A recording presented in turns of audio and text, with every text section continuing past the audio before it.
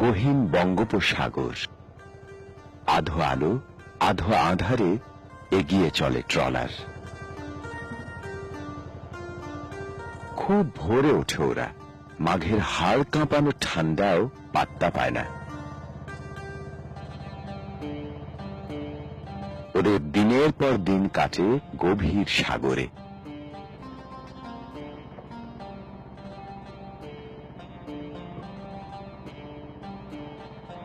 প্রতিটি দিনের শুরু এভাবেই।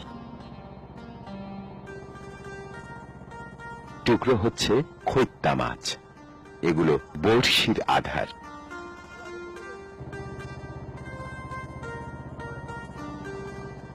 দূর দিগন্তে সূর্য ওঠে ওরা ওঠার অনেক পরে। বড়শিতে গাঁথা হয় খৈত্তা মাছের টুকরা, মাছ দিয়েই ধরা হয় মাছ।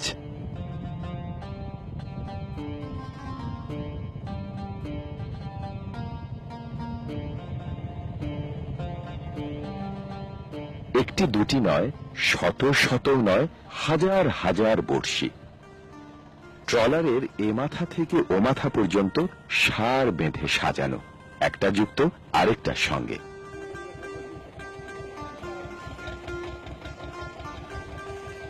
সাগরা ট্রলারের গতির সাথে পাল্লা দিয়ে হাজার চারেক বড়শি ফেললে দৈর্ঘ্য দাঁড়ায় 1 মাইলের বেশি। বড়শি ফেলা হয় সর্বোচ্চ 9000 পর্যন্ত। বড়শির সুতার সাথে বেঁধে ছোট্ট ছোট্ট নোঙর ফেলা হয় একটু পরপর। নোঙরের ভারে তলিয়ে যায় বড়শিগুলো। প্লাস্টিকের লম্বা রশির সাথে বাতাস ভরা ফুলুরি বেঁধে ঘিরে ফেলা হয় মাছ ধরার জায়গা। অন্য নৌযানকে সাবধান করতে কোনো কোনো ফুলুরির সাথে বাঁধা থাকে চিহ্ন আঁকা পতাকা।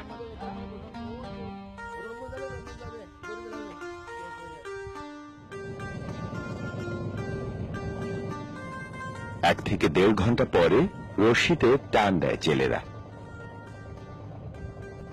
জায়গা, আবহাওয়া আর সময় ভেদে মাছ কখনো বেশি ওঠে, কখনো বা কম।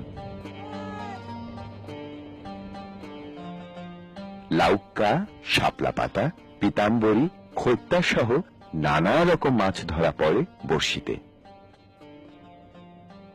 এসব মাছ রপ্তানি হয় সিঙ্গাপুর ও থাইল্যান্ড সহ নানান দেশে।